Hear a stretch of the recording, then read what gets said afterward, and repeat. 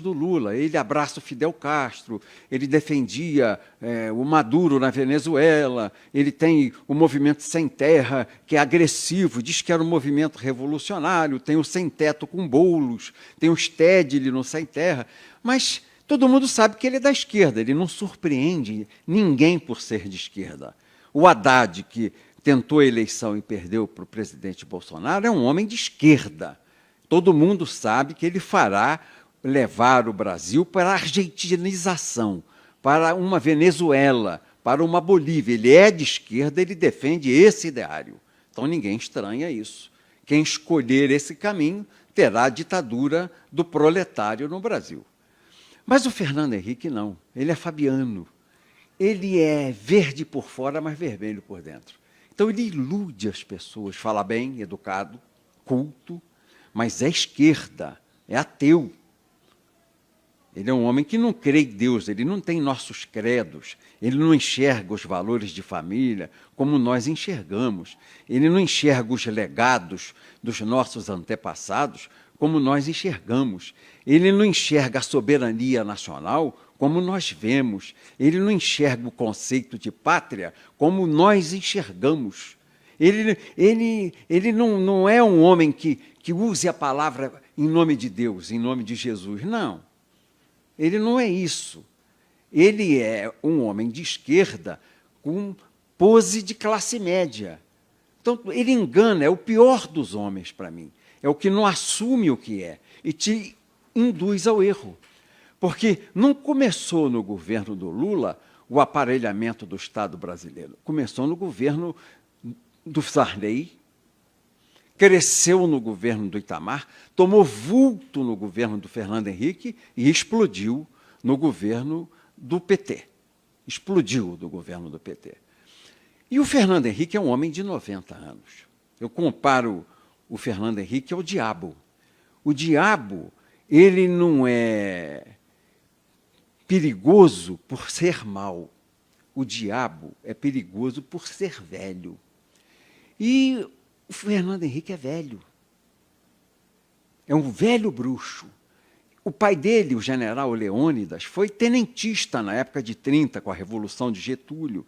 Então, ele viu a ascensão dos tenentes com Getúlio, a Revolução de 30, pondo fim à política do café com leite. Ele viu, no pós-guerra, na redemocratização do mundo, a deposição de Getúlio Vargas, na redemocratização do mundo, pondo fim a todos os regimes de ditadura que havia na América Latina e no mundo. Ele viu a posse de Getúlio em 1952, depois Getúlio suicidar em 54, ele viu a Revolução de 64, não é? Ele viu aquela crise do primeiro-ministro de João Goulart, que era Tancredo Neves. Ele viu isso tudo, ele vivenciou tudo isso. Ele viu a anistia, ele viveu a anistia comigo no Congresso Nacional. Eu me lembro do Fernando Henrique no Congresso Nacional. Nós votamos a anistia ampla, geral e restrita, recebemos toda a esquerda. O Fernando Henrique ali.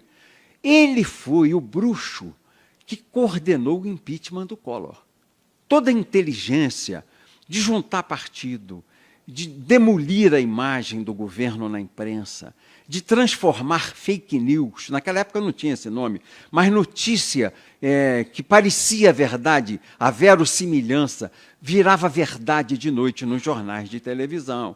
Botar cara pintada na rua, encher o Vale do Anhangabaú, com milhões de jovens gritando fora corrupto, fora Collor, por causa de um Fiat Elba. Quer dizer, a coisa tinha uma dimensão que não era da culpa do presidente naquela época, tanto que o Collor sofreu impeachment no Congresso Nacional e foi absolvido de 10-1 no Supremo Tribunal Federal. O que eu dizia na defesa do Collor, porque eu participei da CPI, defendendo o Collor contra o Fernando Henrique. Eu dizia, não tem prova, essa prova é falsa, essa prova inexiste, não é verdadeira essa prova. Isso aí é um fax que chegou agora, porque naquela época não tinha computador, era fax. Isso chegou agora do banco, nós nem conferimos.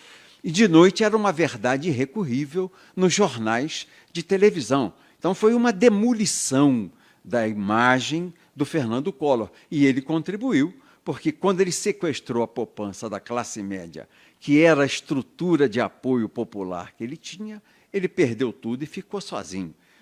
Ele tinha o PRN. PRN tinha 12 deputados. Não era nada, não tinha ninguém para defendê-lo, a verdade se diga.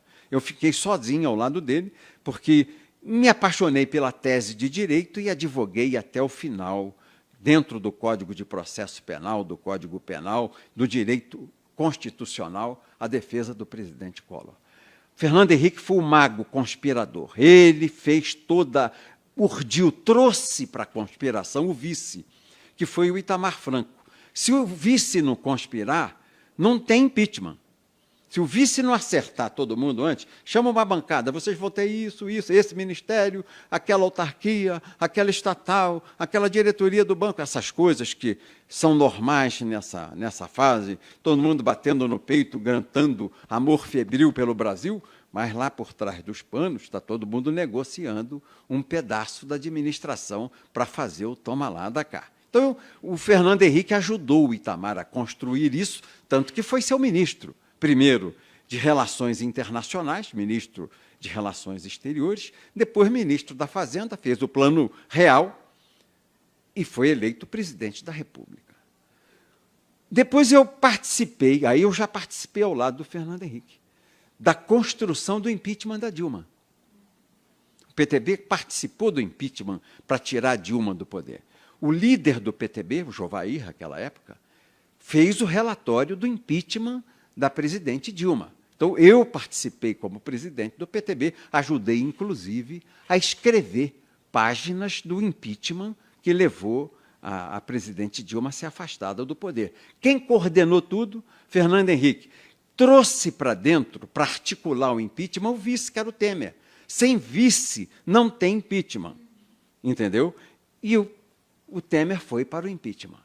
Então é isso, por isso que eu digo que o Fernando Henrique é o mago do mal, é o mago da maldade. E eu li, no dia 19 de abril, dia 20 de abril desse ano de 2020, uma matéria no jornal Estadão, página 6, eu tenho o jornal guardado, eu gosto de ler no papel, eu compro de manhãzinha e leio no papel. O Fernando Henrique dizendo que o presidente Bolsonaro perdera as condições de governo, que nós já vivíamos um parlamentarismo branco e um governo compartilhado. Aí acendeu na minha cabeça e falei, opa, o bruxo está armando, está misturando, está mexendo o caldeirão da magia do demônio, está fazendo a mágica do impeachment. Governam o Brasil. O presidente da Câmara, Rodrigo Maia, ele, Fernando Henrique, dizendo, aspas, Fernando Henrique, governa o Brasil, Rodrigo Maia, Alcolumbre no Senado, e os ministros do Supremo Tribunal Federal. Há um governo compartilhado. Todas as condições de impeachment se dão. Nós temos uma crise sanitária, com uma crise financeira e econômica, por desemprego, fechamento de empresas, só falta o povo na rua. Falei, o Fernando Henrique está montando o impeachment do presidente Jair Bolsonaro. Aí, acabei de ler os jornais, pego eu a revista Veja. Nesse mesmo fim de semana, véspera do dia 21, dia de Tiradentes. Fui ler a Veja, páginas amarelas, Rodrigo Maia. Está lá o Rodrigo. Primeiro-ministro, em página amarela, o jornalista da Veja chamava o Rodrigo de primeiro-ministro. E ele, todo vaidoso, primeiro-ministro. O senhor lá na Câmara já é conhecido como primeiro-ministro. O presidente não tem mais agenda legislativa. Quem faz a pauta, quem faz a agenda legislativa é o senhor. Ele não manda nada lá na agenda, nem no Senado, nem na Câmara. O senhor que coordena, o senhor é o primeiro-ministro da República. E ele começou a ser entrevistado, ele não desmentiu. Porque o que faria um presidente da Câmara a sério? Repilo. Eu não sou o primeiro-ministro. Sou o presidente da Câmara. Se você que está me entrevistando, Berenice, disser o primeiro-ministro, eu digo repilo. Repilo, não faça isso. Não me gere essa crise. Não é correto com o presidente da República. Eu sou um presidente de poder.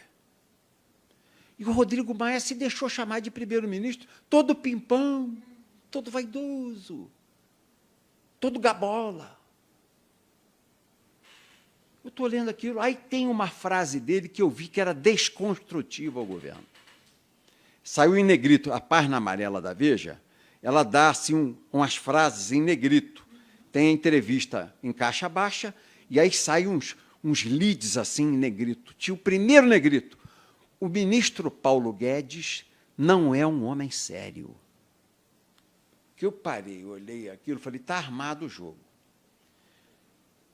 Não existe coincidência política. Essa entrevista do Rodrigo Maia, presidente da Câmara, junto com a do Fernando Henrique no Estadão, Veja Estadão, isso aqui é prenúncio de golpe contra o presidente. Aí comecei a telefonar para os deputados do PTB, para deputados de outros partidos, meus amigos, senadores, e comecei a ver que estavam repristinando uma emenda constitucional de 2001, de um deputado federal de Alagoas, para fazer a reeleição no mesmo ano, na mesma legislatura, para presidente da Câmara e presidente do Senado. Aí eu perguntei aos deputados, mas reeleição por quê que o Rodrigo quer? Não, nós estamos ouvindo dizendo aqui que ele monta o impeachment, ele aceita a denúncia, e aí a gente vota na troca. Olha só, isso... Na troca, a gente vota a reeleição para o mesmo período dentro da mesma legislatura. Então, ele vai dar a cabeça do presidente e vem aí a condição de se alterar a Constituição para permitir, dentro da mesma legislatura, que ele seja de novo conduzido à presidência. É esse o jogo. Aí eu abri o bocão deste tamanho. Foi quando eu dei a entrevista a um jornalista investigativo, Oswaldo Eustáquio. Uma live que deu 2,5 milhões de pessoas ao vivo assistindo, e no dia seguinte à noite, falei ao Pingo nos Is da Rádio Jovem Pan, 3 milhões de pessoas. Então, falei a 5 milhões de pessoas. E, durante a entrevista que eu dei, o presidente Bolsonaro, alertado, passou a assistir a entrevista, porque o Bolsonaro não tem malícia. É engraçado no Bolsonaro que ele não tem essa malícia política de ver esse tipo de construção conspiratória. Ele não tem essa coisa dolosa do Fernando Henrique, essa coisa dolosa que o Rodrigo Maia já tem, apesar de ser jovem, mas tem o pai na política, foi político muito tempo, pai prefeito do Rio, então já tem aquele dolo, aquela maldade política. O Bolsonaro sempre foi um artilheiro, sempre foi um combatente de frente, nunca um articulador de fazer o mal, um Temer, que vai mexer um peão no tabuleiro, pensa qual é a atitude, qual é a consequência, o que vai acontecer na 5ª julgada, na 6ª julgada, na 10ª julgada, já mede na frente. O presidente Bolsonaro é rompedor, ele é franco, ele é sincero, ele é honesto na maneira de ser e é honesto na maneira de agir. Então, ele ligou a televisão, foi ver, aí ele entendeu a armação. Ele percebeu que estavam conspirando contra ele. Nós conseguimos abortar o impeachment no Congresso, na Câmara, esses 35 pedidos que há. Nós conseguimos abortar, porque nós matamos a tese da reeleição e perdeu força o Rodrigo Maia como primeiro-ministro, que ele nunca foi, voltou a ser o presidente da Câmara, ele perdeu força para aprovar uma emenda de reeleição para ele ser presidente por mais 2 anos, ou o Alcolumbre mais 2 anos de presidente. Perdeu força.